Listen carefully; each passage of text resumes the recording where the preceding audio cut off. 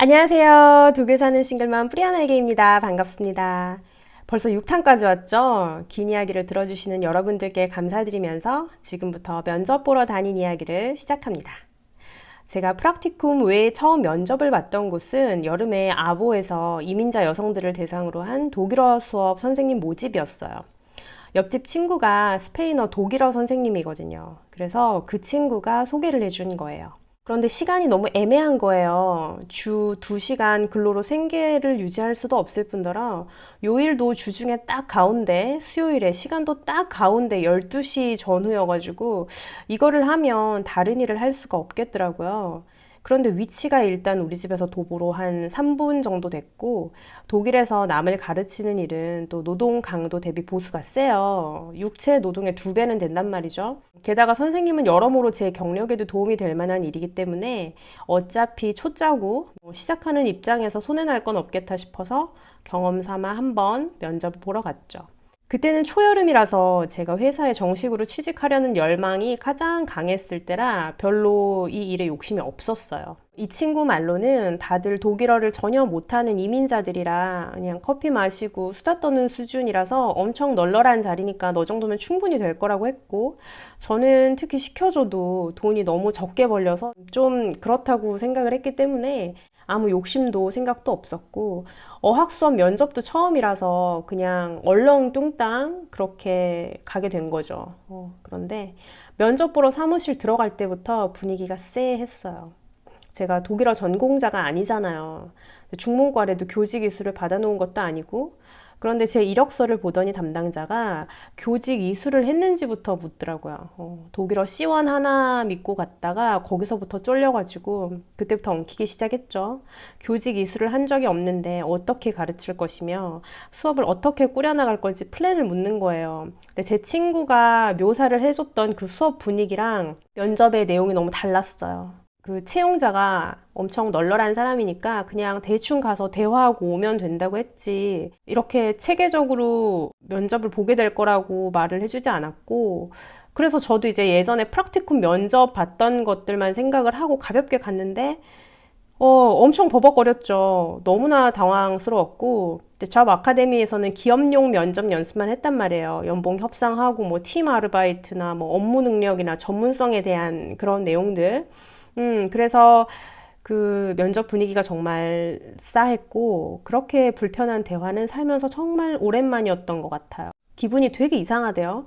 원래도 별로 가고 싶지 않았지만, 그래도 그런 식으로 면접을 망쳤다는 생각이 드니까 이렇게 괜히 속에서 부하가 막 나는 거예요.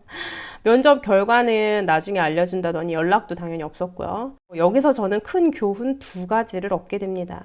하나는 하찮은 면접이란 세상에 없구나. 아무리 사소한 면접 하기 싫은 일이라도 일단 면접을 보겠다고 결정한 이상 진심을 다해서 준비해야겠구나 하는 거였고, 또 하나는 돈 안 받고 하는 프락티쿰이랑 푼돈이라도 받고 하는 일의 차이는 그 채용자가 나에게 거는 기대치가 다르다는 거구나 하는 걸 또 배우게 돼요. 여름에 하도 여기저기 일과한다고 알려놨더니 친구 소개 1탄에 등장했던 그 터키 부부가 동네에 있는 보습학원 같은 데를 소개해줘요. 그래서 11월에 또 거기 면접을 보러 갑니다. 이곳도 별로 일하고 싶은 곳은 아니었어요. 방과 후 숙제를 도와주는 곳이기 때문에 이제 우리 애가 학교 끝나고 오면 저는 출근을 해야 되거든요. 오전 내내 시간이 남아 도는데 제가 왜 굳이 오후에 애를 혼자 두고 일을 하러 나가겠습니까? 그런데 이번에는 그 소개해준 터키 부부에게 고마운 마음 때문에 거절을 하지 않고 간 거예요. 맨날 우느라 눈이 시뻘개져가지고 일구하니까 자리 있으면 뭐든 다 알려달라 그래놓고 뭐 이건 이래서 싫다 저건 저래서 싫다 그럼 다음부터 알려주겠어요. 그러니까 그냥 감사하게 간 거죠. 이번에는 지난 면접 경험을 바탕으로 성심성의껏 면접을 봅니다. 그런데 일을 들어보니까 다른 건 다 빼고라도 이제 정말 저랑 시간이 안 맞는 거예요. 오후 4시부터 저녁 8시까지 이 4시간이 여기 일의 피크인데 저랑 비니는 저녁 8시면 자거든요. 그러니까 이게 말이 안 돼요. 그리고 우리 애는 일주일에 2번 1시 반이면 집에 오기 때문에 제가 집에서 밥을 차려줘야 됩니다. 그런 애를 집에 두고 어떻게 혼자 나와서 일을 합니까? 그리고 이미 그때는 지난 영상에서도 말씀드렸듯이 직장에 대한 마음 정리를 이미 끝내놓은 상태였기 때문에 정중하게 거절을 하고 왔습니다. 그런데 나중에 전화가 와서는 붙잡더라고요. 내가 원하는 시간에 맞춰서 수업을 열어주겠대요. 그때 좀 놀랬어요. 오, 내가 마음에 드니까 없던 수업도 만들어주는구나.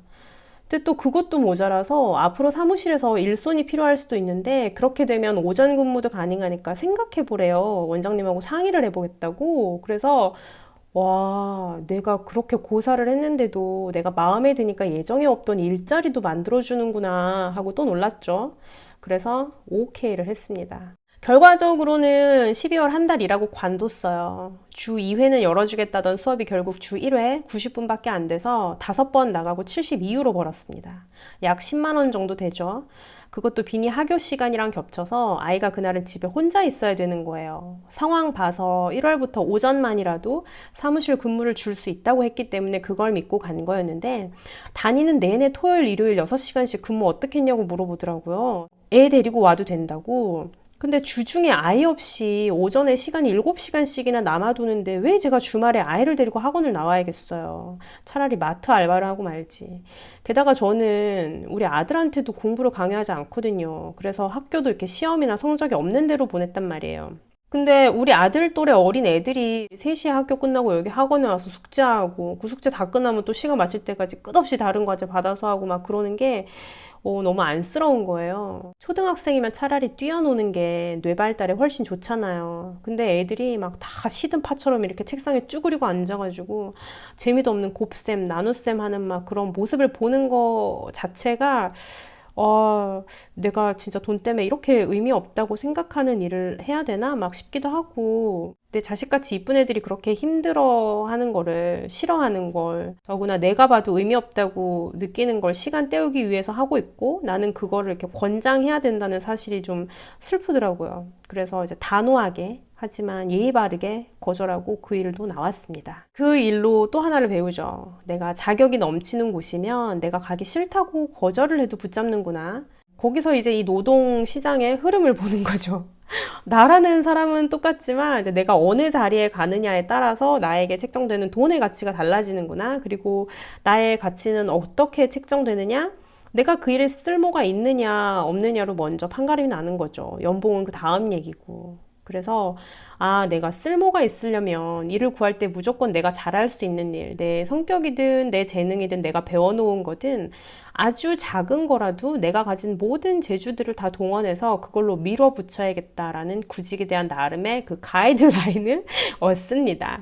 이게 나중에 어떻게 꽃이 되는지 기대하세요. 이 학원 일도 대학 안 나온 다른 외국 여자들은 또 하고 싶어도 못합니다. 저는 그래도 대학 졸업장이라도 있고 독어도 곧잘 하고 영어도 좀 하고 수학도 가르칠만 하니까 따뜻한 강의실에 앉아서 애들 숙제 봐주는 일을 시켜주는 거죠. 그 와중에 12월에 또 한 폴크스호chschul에서 연락이 옵니다. 폴크스호chschul는 평생교육센터 같은 곳이에요.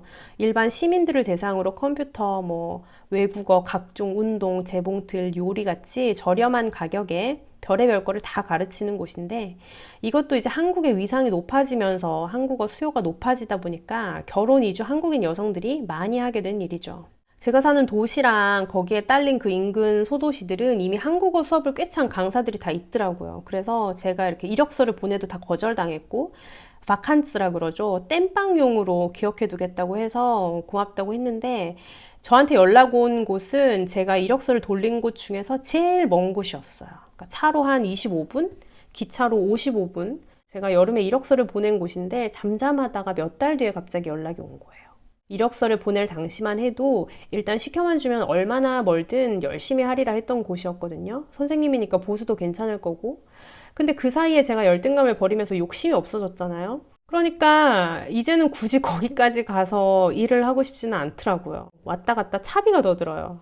근데 그분이 저한테 기회를 줬다는 게 그게 너무 고마운 거예요. 아무 연고도 없는 상태에서 제 이력서만 보고 처음으로 이렇게 면접을 보러 오라고 피드백을 준 사람이잖아요. 그래서 일을 하고 싶고 하기 싫고를 떠나서 그분을 만나서 면접은 꼭 보고 싶은 거예요. 그래서 갔죠. 우반을 타고 기차를 타고 기차를 갈아타고 그리고 다시 걸어서 도착을 합니다. 이래서 독일 남자랑 결혼할 거면 반드시 운전을 하시라는 거예요. 차가 없으면 길거리에서 인생을 버리는 시간이 정말 남보다 많습니다. 그 면접은 정말 좋았어요. 지난 여름에 독일어 선생님 면접 보러 갔을 때 정말 최악이었잖아요. 그래서 만나기 전에 좀 긴장이 됐었는데 어차피 안 돼도 상관없고 돼도 상관없는 곳이라 그걸로 마음을 좀 진정시켰고요. 만나보니까 면접 보시는 분이 엄청 친절하시더라고요. 처음에는 조용히 있으면서 이제 상대가 무슨 말을 하나 먼저 들었죠. 아시아 문화 전반에 대한 관심이 있더라고요. 특히 중국 문화에 대해서. 이제 그러면 말을 풀기가 좀 수월하죠. 거기다가 내가 이 일을 반드시 따야 한다는 압박감이 없으니까 말이 더 잘 나오는 거예요. 그 지난번 독어 수업 면접 때랑 비슷한 걸 또 물어보더라고요. 그런데 이제는 이미 대답을 다 생각해 놨기 때문에 대답도 막히지 않고 할 수 있었고, 무엇보다 독어 수업이 아니라 중국어랑 한국어 수업이잖아요. 아시아 문화에 관심은 크지만 실제로 아는 건 별로 없다 보니까 제가 조금만 색다른 얘기를 해도 넋을 잃고 흥미롭게 듣더라고요. 그래서 아주 즐겁게 면접을 끝냈고 바로 그 자리에서 수업 시간표를 보여주면서 시간 얘기를 하는 거예요. 이제 문제는 얼마나 많은 수강생이 지원을 하느냐겠죠. 제가 사는 도시는 이미 한국어 강사가 다 깔렸다고 했잖아요. 이 동네에는 왜 아직 없겠어요? 수요가 없으니까 그렇겠죠. 그래서 사실 안 될 확률이 높지만 한번 해보자고 하더라고요. 수업을 열어보자고. 그래서 저도 오케이 했죠. 좀 부담스럽기는 했어요. 독일어로 중국어랑 한국어를 가르친다는 게. 그래서 보수가 학원 일보다 1.5배 정도 더 높았지만 그 들여야 할 노력에 비한다면 사실 돈은 거의 안 된다고 봐야죠. 그런데 이렇게라도 의미 있는 경험을 쌓으면 이게 발판이 돼서 다음으로 넘어갈 때에는 더 수월할 거라는 생각이 들었어요. 그리고 강단에 서서 남 앞에서 말을 한다는 건 굉장히 값진 경험이거든요. 저는 무대 공포증이 있다고 했잖아요. 근데 제가 이렇게 유튜브로 하는 일이 언젠가는 오프라인에서 강연으로 이어질 수도 있는 거고, 그래서 그런 나를 대비해서 이제는 어지간하면 무대에 서는 일을 피하지 않고 하려고 하거든요. 근데 그런 거에도 좀 도움이 될 것 같았어요. 돈보다는 그런 부수적이고 미래적인 가치를 본 거죠. 수업은 일주일 중에 하루에 몰아서 교통비랑 이렇게 시간을 절약하고 나머지 요일 동안 또 서빙을 해도 될 것 같았고. 그래서 집에 와서 월요일에 한국어 90분, 중국어 90분으로 수업을 짜고 프로그램 그 소개 책자에 들어갈 수업 요강서도 쓰고 교재도 선정하고 했어요. 그러면서 처음으로 계약서 같은 것도 이렇게 우편으로 받아보고 그걸 호노가 페아트락이라 그래요. 일회성 계약서거든요. 그런 거를 이제 처음 받아보니까 되게 기분이 좋더라고요. 아직 뭐가 된 건 아닌데 어쨌거나 면접에 합격을 했고 그렇게 계약서 같은 것도 처음 이렇게 받아서 보니까 기분이 굉장히 좋았어요. 결론부터 말씀을 드리자면 사람이 안 모여서 1월 개강을 3월로 미뤘는데도 결국 파토가 났습니다. 제 면접을 봤던 담당자가 1, 2월에 진행 상황을 이메일로 계속 전달해 주면서 많이 미안해 하더라고요. 그 사람 참 괜찮지 않아요? 한국에서는 이게 별거 아닐 수 있지만 독일에서는 공적인 관계에서 이렇게 따뜻하게 마음을 써주는 사람들을 만나기가 힘들어요. 물론 분야마다 다르겠지만 그래서 이런 독일 사람은 기본적으로 좀 사람 됨됨이가 됐다고 보셔도 돼요.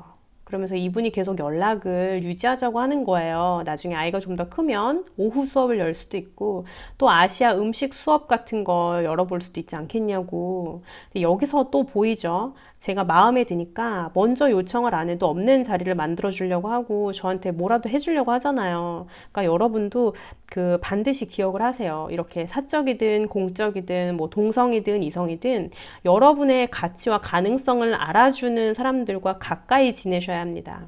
이런 사람들은 알아둬서 나쁠 게 없어요. 앞으로 사람 일이 어떻게 될지도 모르고. 그래서 저도 고맙다고 알았다고 하고 좋게 마무리를 했죠.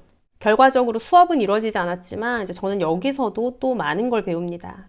가장 크게 배운 건 면접 볼 때의 마음가짐이죠. 제가 누구나 원하는 인재라서 여기저기서 오라는 사람이 아니다 보니까 이력서를 넣고 면접을 또 볼 때마다 사람 마음이 참 그렇더라고요. 내가 가고 싶은 데는 아무리 안달이 나도 안 불러주고 내가 별로 가기 싫은 데는 거절을 해도 저를 붙잡는 거예요. 근데 또 사람 마음이 내가 가고 싶은 곳인데 안 되면 엄청 실망스럽지만 그런 데는 또 막상 오라고 해도 난감해요. 기분은 좋은데 내가 진짜 이만큼의 연봉을 받고 해야 하는 일을 정말 값어치만큼 해낼 수 있을까? 뭐 이런 생각이 엄청 부담스러운 거죠. 그래서 사실 기업에 이력서를 보내면서도 한편으로는 안 됐으면 하는 마음이 같이 있었어요. 좀 두려운 거죠.